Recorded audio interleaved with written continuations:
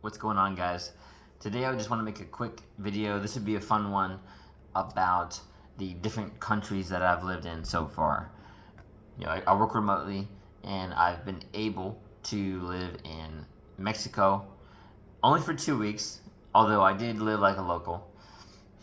And then Colombia, Peru, Bali in Southeast Asia, and then Thailand, right? So Latin America and Southeast Asia, there's definitely other places I want to check out. And maybe if there's any ones that that you would recommend, drop them down below. I may check them out here in the future. But I think the main question that people would have would be, well, which one was your favorite? And I know this is going to sound like a cop-out answer, but I really liked all of them, and it wasn't even really for different reasons, which is funny. I had a positive vibe in each place, right? The food was always good, a little different. The people were always nice. I always surrounded myself by good people, and I never attracted anything, that would have put me in a bad position or anything like that. I've heard stories of guys in, Colombia or Latin America, putting themselves in bad positions and, losing their wallet, losing whatever it is. And honestly, I just think it's because they put themselves in a bad position, right? And so I'm not really going to get too deep into this video. Now you can look up some of that stuff on your own, but I always put like a positive vibe out, and I tend to attract the same thing. So, what I can tell you is, maybe I'll just go down the list. Mexico, this was super hot. I was there in the middle of the summer. The water was beautiful, just light blue. The food was great. You could get really good seafood there, and the cost usually was, at least where I was, it was kind of around the Cancun, Tulum area, was about half, I would say, of U.S. prices. And then you kind of go down the list, right? You go down to Peru, right? And the sun is also intense there, but there's parts of the year where it's more overcast, and so it actually protects you from the UV rays, which is actually really nice. And because I had one day where the sun was out and it was 10 or 15 minutes I was walking, and I just got burnt so bad on my shoulders. Again, great food. I noticed that with Mexico, and I was in Colombia as well, that the people were a bit more open, not so reserved. They were more open, even if it was in Spanish, right? They would talk to you and want to meet you, right? And generally I got really friendly vibes. At the gym, the different coffee shops, the local places I went, they were very welcoming, inviting. And the same goes for Peru, right? I just noticed that they were slightly more reserved than the rest. And maybe the reason I noticed that is because I came from hanging out in Colombia, and in Peru, I met a few Venezuelans there, and they were all super just open, friendly.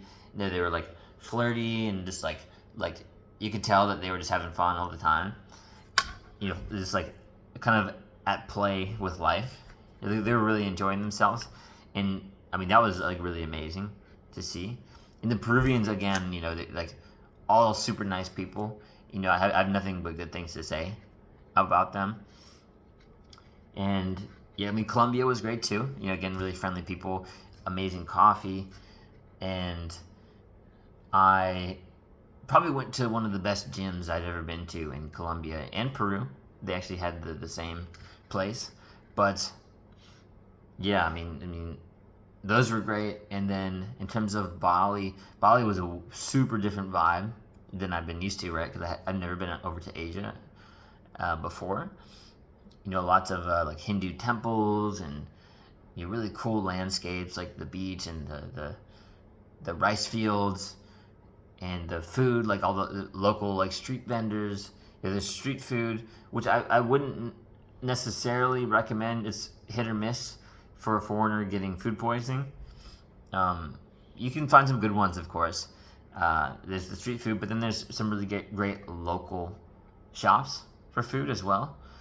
And yeah, I mean, like almost any time I ate, it was great vibes. I ended up meeting Mike Chang, who used to have Six Pack Shortcuts YouTube channel. It's like a huge fitness channel, and that's actually how I got started working out. So, Mike, you probably won't see this, but if you do get to watch this, I'm super thankful for you. You know, I was about 20 years old at the time, you know, a little over 10 years ago, and you're one of the people who helped me get started on my fitness journey. So, I mean, for that, man, thank you. And it was good to accidentally meet you in Bali.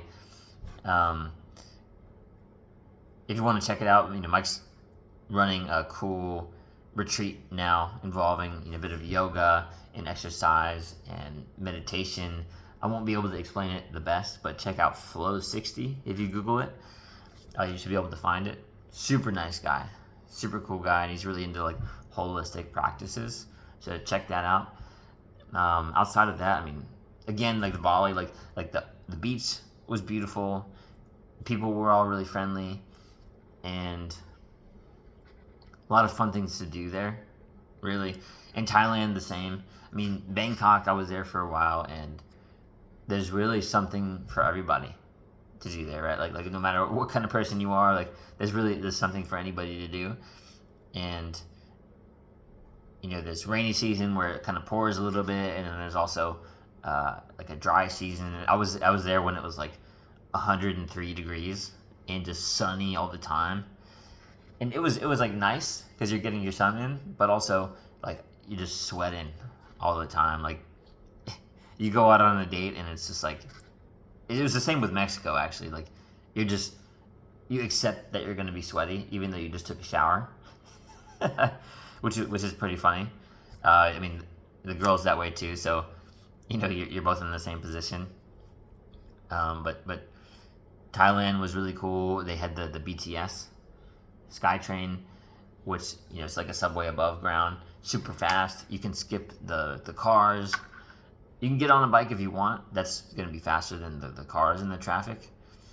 But the BTS was really great. And just overall, like the cost of living was really good in all these areas. You know, I would say like the highest was Mexico. Second highest was Peru. Then it's probably a tie between Colombia and Bali, somewhere around there. I think Colombia might be cheaper than Bali. And then Colombia and Thailand are like really close in terms of the cost of living overall. And something interesting about the Thais, I think you can do it in Bali too, I'm not sure.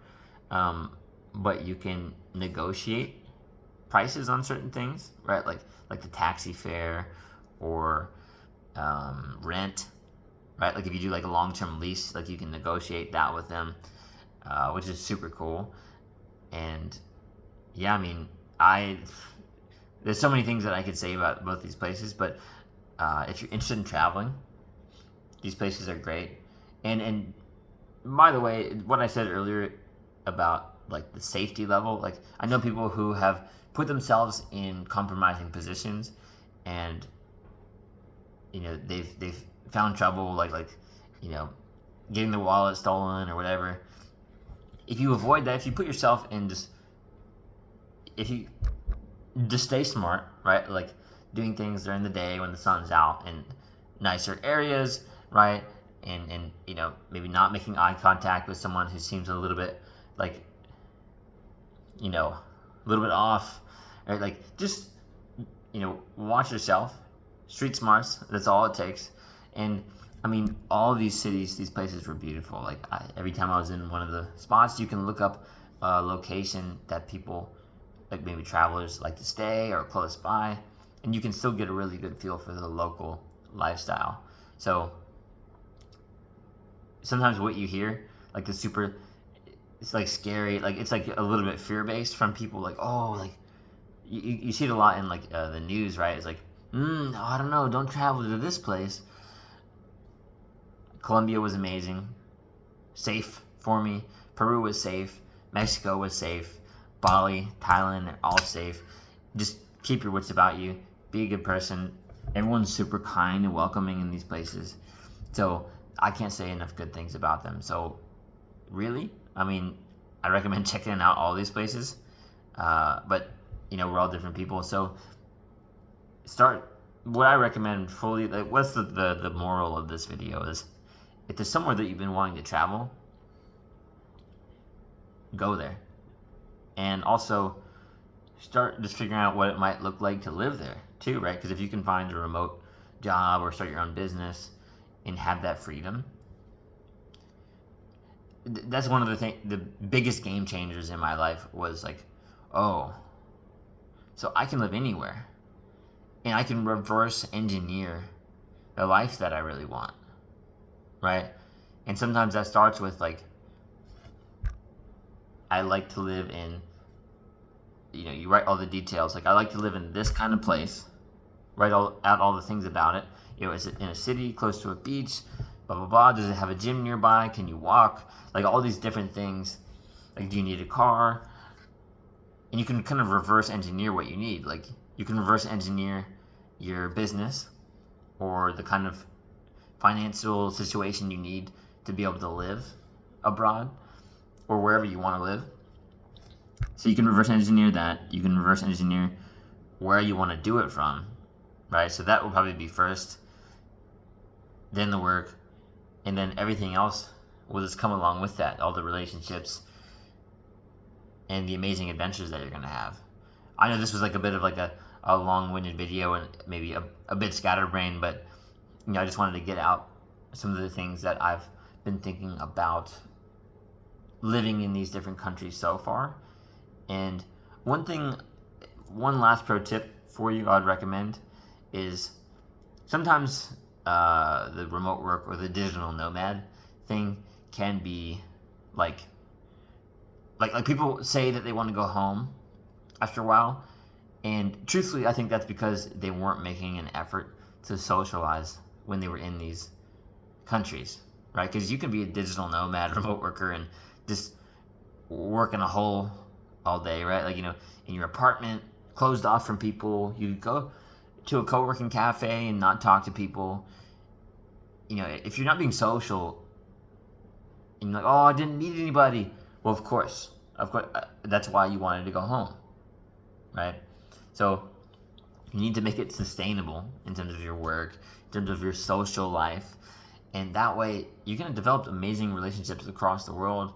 And one of these places you're going to want to stay. And one, like the last addition to that pro tip is what I was going to say first, is you're going to eventually, because some of these spots, you'll stay there for like a month to 3 months. Eventually you're going to start wanting to stay in one longer, right? Like 6 months, a year, even longer. And you can figure out the details as you cross that bridge. But one thing that I've noticed with a lot of people and myself is that I get a lot more work done and I'm a lot more productive when I pick a spot and commit to it for a while, right? Rather than bouncing around. That's another thing that happens then is, you don't really get to settle in a spot. And even mentally, you're not settled. Like, you're going to be like, oh, I'm going to be in another place in a month or a couple months. If you can settle in the spot in your mind, you can really start getting some good work done. Anyways, if you have any questions, maybe drop them down in the comments about some of these countries, and I'll be happy to answer what I can from my knowledge so far. Bit of a longer video, but I hope this was helpful. All these places are great. Get out there and start traveling. You got this, man.